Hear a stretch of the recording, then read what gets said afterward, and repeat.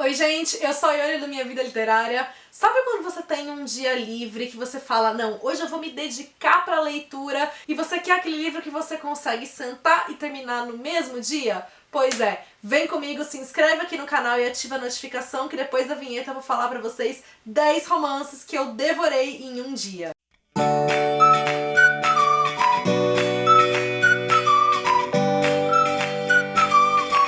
Antes de mais nada, eu acho bom ressaltar que a gente às vezes tem muito nessa coisa do ler muitos livros, ler muito rápido, e não necessariamente a gente precisa fazer isso com toda a leitura, né? Eu acho que cada livro vai exigir seu tempo, seu momento, e a gente não precisa ficar nesse desespero de querer ler tudo muito rápido. Então o intuito desse vídeo não é incentivar este comportamento, mas como eu falei, realmente indicar livros que você pode ler num espaço curto de tempo, caso você tenha tempo e vontade de fazer isso. Se você não ler qualquer um desses livros em um só dia, se você levar, sei lá, um mês pra ler um dos livros que eu indicar aqui, não tem problema, tá bom? O importante é respeitar seu ritmo e seu momento de leitura. Dito isso, bora pra conferir essa listinha. Então, o primeiro deles é um que eu já falei dele aqui no canal várias vezes só nesse ano, que é o Na Ilha, da Tracy Garvis Graves. E aqui a gente vai conhecer a história, né, de uma professora que ela vai para dar aulas particulares para um garoto em uma ilha durante as férias dele. Só que quando ela e o garoto estão fazendo a viagem, o avião que eles estavam sofre um acidente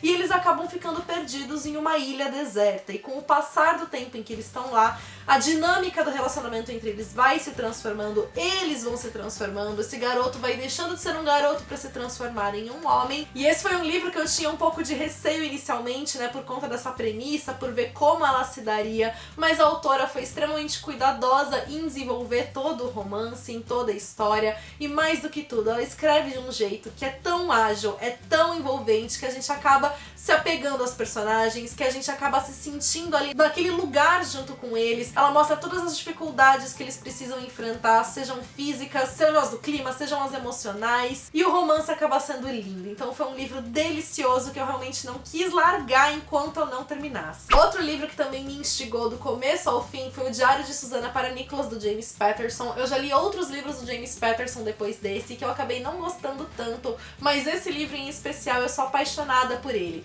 A gente vai ter a história aqui de um casal, né, que é um poeta e uma editora de livros, que eles tinham um relacionamento assim perfeito, até que em um dia, misteriosamente, esse poeta resolve terminar com a editora e ela fica sem entender o que foi que aconteceu, até que o dia seguinte ao término ele deixa pra ela um diário que é intitulado Diário de Susana para Nicholas, e que ele promete que vai explicar a decisão ali dele. E conforme ela começa a ler aquela história sem saber como que isso pode ter a ver com os dois, ela vai se envolvendo com a história daquela jovem médica que acabou de ter um filho, e isso também vai cativando a gente a querer saber o que vai acontecer com a Susana, o que isso tem a ver com a Kate, que é a protagonista. Então, a escrita do James Patterson é também muito ágil, então isso faz com que a gente avance pelas páginas sem perceber. Essa é uma história extremamente emocional, então é um daqueles livros também que quando chegou ao fim eu tava aos prantos. Outro livro que foi me conquistando de uma forma talvez, né, um pouco mais sutil, mas que acabou trazendo também toda uma avalanche de emoções foi o Vem Comigo, da Karma Brown. Aqui a gente tem a história de um casal que acabou de ser abalado por uma grande tragédia, e isso mudou completamente a dinâmica entre eles. Então, pensando em resgatar os bons sentimentos que eles tinham, eles saem em uma viagem para cumprir os desejos de um pote dos desejos que eles montaram antes de se casar, já pensando também que ele seria útil nos momentos de dificuldade do casamento. E conforme a gente vai vendo esse casal, né, lutando para superar essas dores,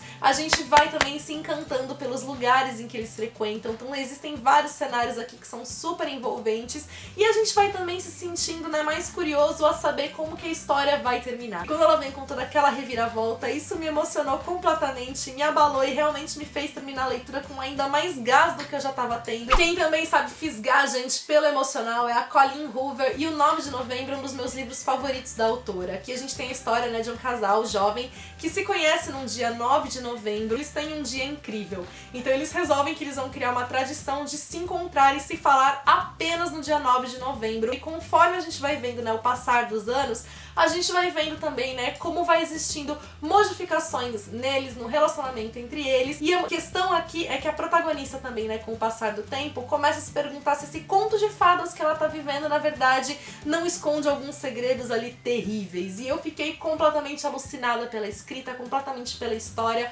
Comecei a ler de noite, terminei o livro no meio de uma madrugada.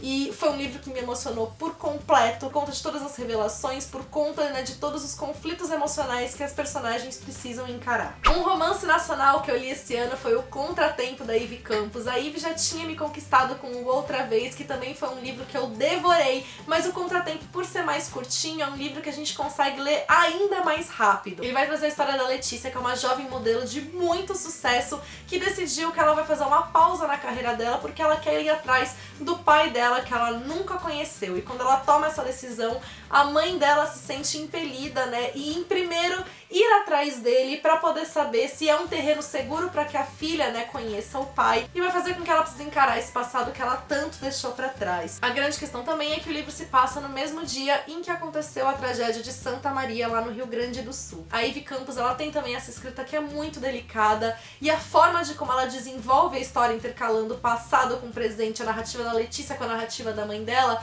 faz com que isso dê uma agilidade natural ali pra história, e não tem como não se encantar e se envolver com as personagens e torcer para que tudo se resolva da melhor forma possível. E como a gente sabe também que a história tá se acontecendo num dia de uma tragédia, que essa tragédia tá pra acontecer e que ela vai afetar os personagens, isso cria uma expectativa, uma tensão, uma angústia que vai fazendo com que a gente vai avançando ali pelas páginas. Outro livro pelo qual eu sou apaixonada, que também me emocionou horrores, é Uma Curva no Tempo, da Dani Atkins, em que a gente tem a história de uma personagem que ela teve a vida dela modificada por uma tragédia que aconteceu no passado. Ela não consegue superar essa tragédia, até que um dia ela vai sofrer uma queda, e quando ela acorda, ela vai passar a viver uma realidade em que aquela tragédia do passado dela nunca aconteceu. E a gente também vai perseguindo as páginas para tentar entender, né, o que aconteceu, o que ocasionou essa mudança. A escrita da Dani Atkins também é completamente sensível, então é uma história muito emocionante desde o início, e o final me deixou assim sem fôlego com a reviravolta que ele trouxe. Eu não esperava aquilo enquanto eu lia. Mais um livro que me instigou naquela leitura furiosa foi o A Promessa, do Richard Paul Evans.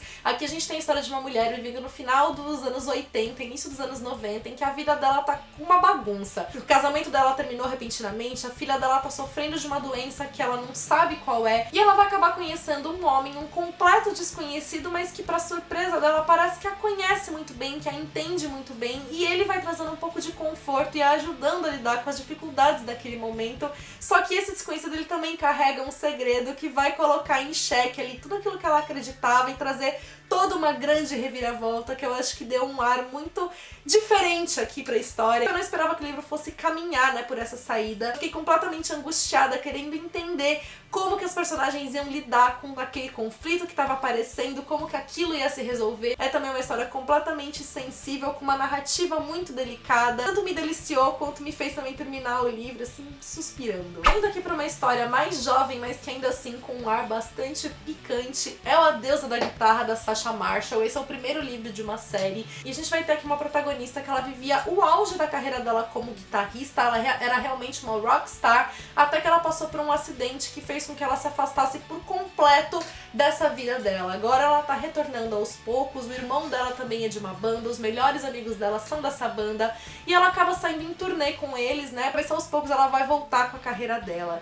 E o livro me conquistou pelo ar, pela atmosfera que tem. Eu me encantei pelos amigos dela, pelas relações, né, que são desenvolvidas aqui. Então tem todo esse ar de um provocando o outro, tem essa personagem lidando com esses conflitos emocionais dela. Como eu falei, ele tem um ar sensual também bastante forte. Então foi um livro que ele acabou me cativando de uma forma que eu não esperava. Eu não imaginava que eu fosse gostar assim da leitura, e eu gostei justamente por isso. E que terminou num cliffhanger que, pelo amor de Deus. Como eu falei, então o livro ele tem uma continuação, e eu juro que assim que eu terminei, eu fui comprar o e-book em inglês só pra eu saber o que ia acontecer, de tão desesperada que eu fiquei pra ver qual era a revelação que tinha aqui, porque o livro acaba naquele ponto que enfim, você precisa ler o próximo pra saber o que vai acontecer. Saindo do drama, indo pra um ar mais divertido, Sol em Júpiter, da Lula Salgado, foi o meu primeiro contato com a escrita da autora, e foi também uma leitura que eu fiz assim em questão de, sei lá, 4, 5 horas, porque eu não conseguia também parar de ler. Aqui a gente vai conhecer a história da Sol Leão, que ela acabou de bater os 6 milhões de inscritos no YouTube, ela tem aquela vida que todo mundo vê que é perfeita,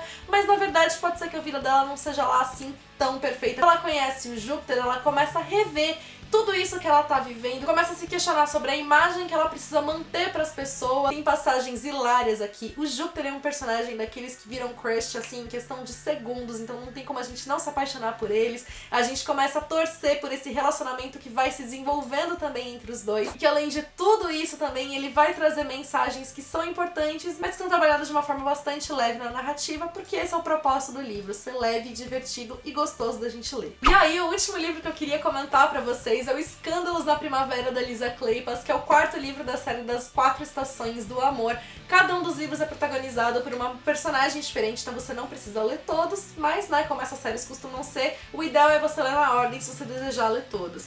E essa aqui foi uma série que no primeiro livro eu não gostei tanto assim da leitura, eu não gostei da protagonista. Quando eu li o segundo eu já gostei mais, o terceiro me deixou ainda mais assim, e esse livro eu amei. A série vai trazer a história de 4 solteironas que resolvem, né, se unir para reencontrar casamentos umas pras outras. E aqui a gente tem a mais jovem delas, que é aquela que prefere ler, ela não tá afim de se casar, só que o pai dela dá um ultimato nela. Se ela não encontrar um pretendente, ele vai fazer com que ela se case com o braço direito da empresa dele, e ela não quer isso porque o cara tem cara de ser que nem o pai dela, então ela tá disposta a se casar com absolutamente qualquer um. Só que de repente ela vai vendo que existe ali uma atração entre ela e esse pretendente que o pai dela arranjou, e isso vai trazer ali toda a confusão pra história. O livro é muito gostoso de você ler, ele é daqueles também bem levezinhos, com passagens divertidas, e o que eu acho que eu mais gostei aqui foi realmente de ver a união das 4 amigas, então as 4 são muito presentes na história, ele traz todo esse gostinho que é muito bom pra quem acompanhou todos os livros.